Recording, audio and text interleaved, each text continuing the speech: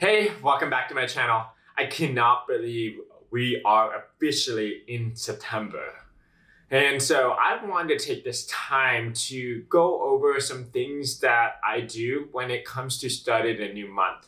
Given that I made the transition from corporate America over to becoming an entrepreneur, now more than ever, I have to stay organized in my day-to-day. But in order for me to stay organized in my day-to-day, I really gotta have a very simple yet effective process to stay on track with how I tackle each month. And so in this video, I'm gonna be going over the process that I do when it comes to staying organized and how I use this process.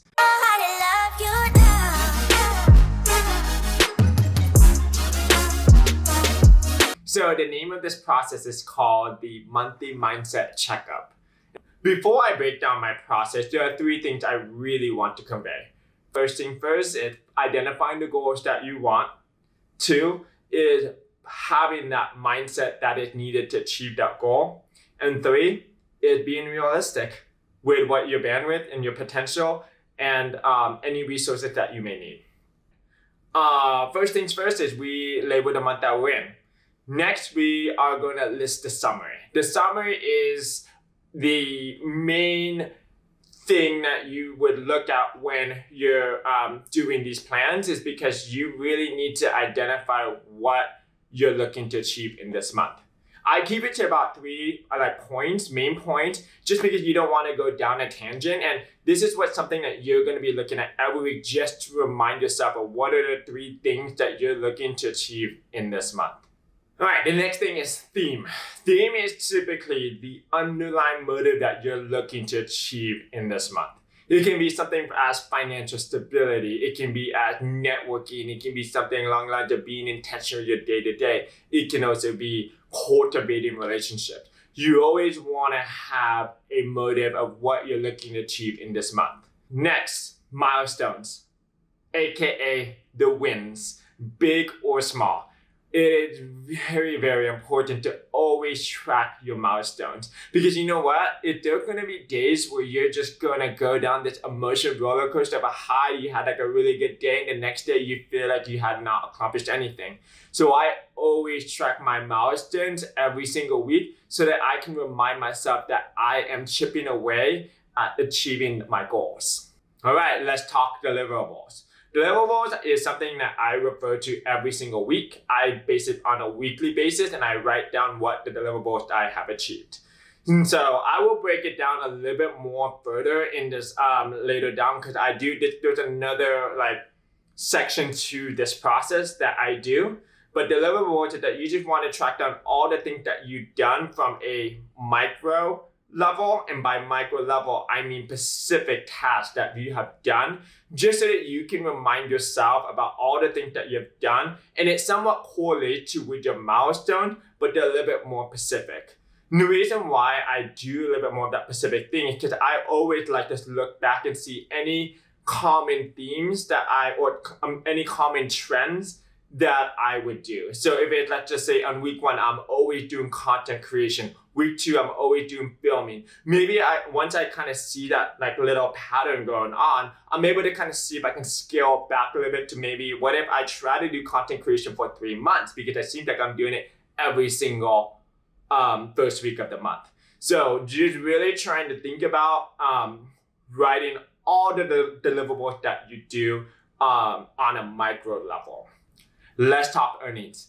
So being an entrepreneur, my paychecks are going to be inconsistent and they're going to fluctuate. So it's going to be very important to make sure I am tracking all my earnings to the T, so that I can understand where all my money is coming from, because I do get multiple streams of revenue coming into me. And it little pieces of the pie. It's not like one big salary where you just know what you're going to get. And most importantly, you just got to want to make sure your earnings are being tracked properly because of tax purposes. Last is end of the month summary. This is where I would use this section towards the end of the month, just to see how well I performed, if I was able to have a lot of milestones, if I hit most of my deliverables that I had, and just check my earnings and then be able to provide a really logical summary of how I performed, which will set me up for the next month's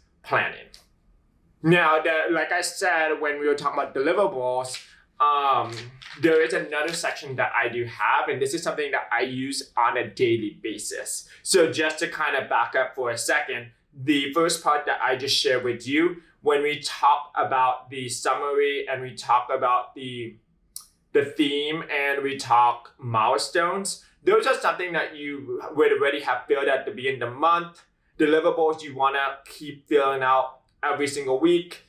And then the end of the month and earnings you do at the end of the month. Now, this daily process that I have is based off of 3 sections, and I use it as like a checklist. But how this works is that the first things first is priorities. So these are the priorities that, let's just say I get like an inquiry or I get a request to do something. I write it down just so that I can start kind of brainstorming, start figuring out how I'm going to plan this into my day. And it can be from a macro and a micro level, and then you break it down into what that's going to look like.